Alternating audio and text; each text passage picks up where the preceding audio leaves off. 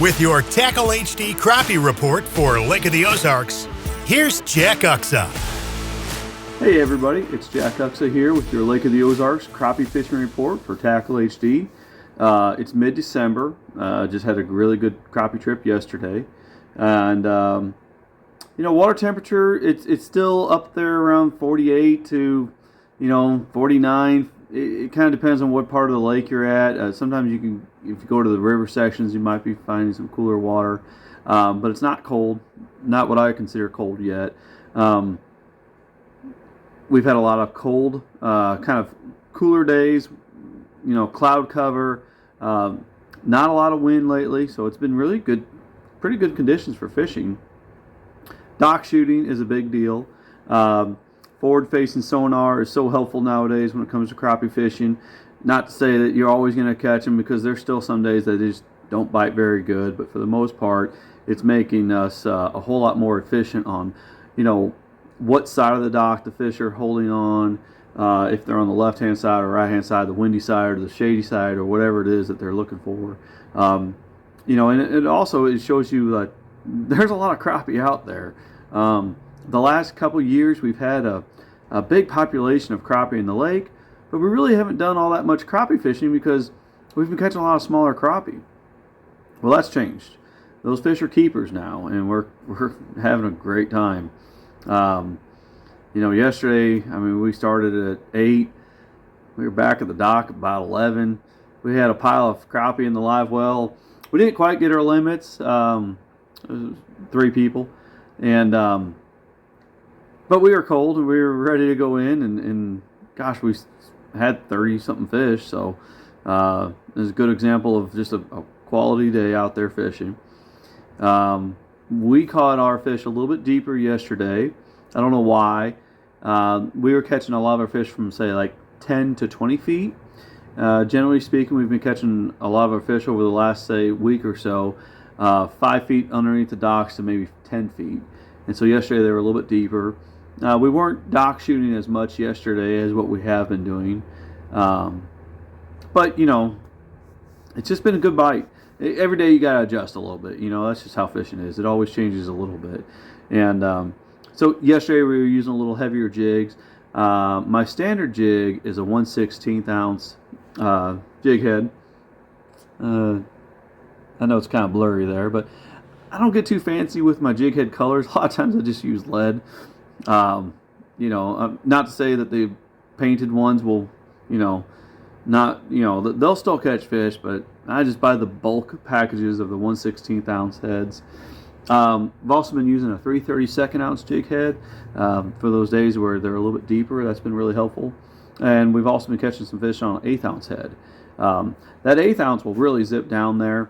And if they're really liking it to be zipping around and kind of more erratic, that 1/8 ounce is really good. And quite frankly, it's easier to see on your screen with your forward-facing sonar. We're looking for big schools. We sat on a couple schools yesterday, and even after plucking quite a few keepers out of there and putting them in the live well, I don't think we hurt the school at all. I think I could go right back to these spots today and catch another pile of them. That's just how big the schools are right now when we find them. And a lot of them you won't be able to reach. If they're underneath the dock somewhere and it's just too difficult to get to them, you won't be able to catch them all. It's just there's too many obstructions, and even the crappie here on Lake of the Ozarks are kind of smart. Years ago we used to be able to just shoot it underneath the dock, maybe 4 or 5 feet, and that was good enough to catch them. Nowadays you got to cast like 20 feet underneath the dock, but there's still a lot of them down there, and they are biting, and I've got a lot of them that I'm going to give away for Christmas presents here pretty soon. So I've been stocking my freezer up, and I've been eating some too. And I've had some, very happy customers that have been taking home, big bags full of crappie fillets. So, just get out there while you can. My best colors, this is monkey milk here. It's kind of like a white with a little pepper in it and a blue sheen to it. With the cloudy days, that's been my go-to. I haven't, deviated from that too much. I have thrown some electric chicken, which is a bright colored one. It's got pink and chartreuse on it, and Cajun bug has been good also. Hopefully you guys can see that. That's orange and chartreuse, kind of a green belly. And I'm sure other colors are working too. I just haven't really found the need to experiment too much. Blue ice hasn't been as good. That's one of my staples. And bluegrass has been another one that has done good for me in the past. I haven't been throwing as much lately, probably because we haven't seen as many sunny days lately. But to be honest with you, I just got, every day I go out fishing, I just got a handful of jigs that I keep around. If we get hung up on a dock and on some underneath structure, a brush pile or something like that, I don't think too much about it. You just pop them off and tie on a new jig, and don't let it bother you so much. I do use some super glue. Big fan of that when I'm prepping stuff. A lot of times the night before, well, I don't have any jig heads out, but when I'm kind of getting my baits ready, I'll get them lined up to where the hook's going to come out straight, and then I'll smush down that barb a little bit on the actual jig head, and because I don't want them tearing up too much. Like this one's been torn up a little bit.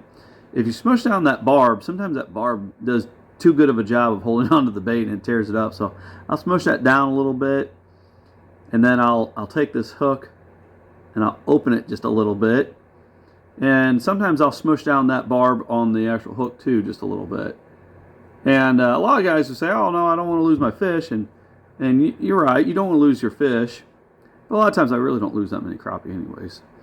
A lot of times when you get a school of crappie fired up, I want to unhook that fish, throw them in the live well, and get back into that sweet spot as quick as I can. And if I smush down that barb just a little bit, it makes you a little bit more efficient. And you're back in that sweet spot before the boat, the boat gets blown, and just dock shooting is so much about bow control. It's not even funny. It's really a cool combination of marksmanship, video game fishing. Of course, you still got to feel that little light bite, and they don't bite it too hard. In fact, I've got some fishing line here. This is Trilene Sensation, and it's got this blaze orange color. I like it. You got to have something that's a little bit brighter, especially for me. Sometimes I'm watching my customers' fishing line, and I can tell them when they're getting a bite before they know they're getting a bite, because I'll see that line pop a little bit. And so that's a limp line. It's sensitive and it's bright. That's a big deal. You don't want any line that's got a lot of coils to it. If you got a lot of memory, that will definitely you just won't feel the bites, especially in the wintertime here. As far as rods and reels go, I really use I can kind of get used to whatever. My standard is probably like a 6-foot light action, or maybe a 6.6 light action. And I don't want people to get too hung up on that. What I really want you to do is just practice a little bit, because whether it's a 5-foot rod or a 6.6 or a 7-foot rod, it's really all about what you get used to. And I like those kind of average rods. I don't want anything too limp. I don't want it to be just bending all over the place. I want it to have some backbone, but obviously you don't want a bass rod either. Some guys will try to use a bass, like a 6.6 medium action bass spinning rod, and I don't like that either. But I want something that's got some backbone and is not too limber. And Fenwick makes a lot of great rods. I primarily use Fenwick. They're really sensitive. You don't want to have a lot of slop in your reel either. You don't need to buy an expensive reel. You don't need to spend $200 on a spinning reel. But a lot of times I'll spend like $60 to $100 on a spinning reel. I got a Fluger President here. These things are awesome. I mean, a ton of people use them. I know for several years there, this was the #1 spinning reel sold in America, and that's the President XT by Fluger. It's a good solid reel. It'll do everything you want. I try to keep fresh line on there too. If the line has been on the spool for, say, 6 weeks to or so, it's time to get it off and put some fresh line on there, because once again, it just makes everything more sensitive. You'll feel those little light bites, and you won't have as many line management problems. Cold weather, we're fixing to have a cold front come in here in a couple days, and when you have that cold weather, it somehow makes your fishing line have more coils, and so you can kind of stretch it. A lot of times, if it's early in the morning, I'm getting ready for a trip, I'll stretch that fishing line. You don't need to stretch a ton of it. Just make a cast, kind of reel it in real tight on the fishing reel, or tie it to a dock or something like that. Or you just get hung up in a brush pile and pull on it real strong and pop it off or something like that. And then that line will be stretched and it'll lay a little bit more limp, and you'll actually catch more fish when that line is limp. So I hope to do a ton of crappie trips this winter. Please give me a call if you're interested in learning how to use these forward-facing sonar deals. I've got Garmin right now. Been happy with it. I've had it for a few years now, so I'm pretty familiar with it. I'm on several schools of crappie, and just because it's cold doesn't mean you can't go fishing. You do want to prepare yourself, with what you're wearing. I got layers on all the time. Heck, even right now, just in my garage working on my boat, I've got a long sleeve t-shirt, a sweatshirt. When I go fishing, I put some bibs on. I put another jacket on. I've got like this neck gaiter thing. Sometimes if it's really cold, I'll have something on top of my hat too. And, I use brown jersey gloves. I try to stay away from them if I can. I prefer not to have any gloves on at all, but sometimes it's just too cold to do that.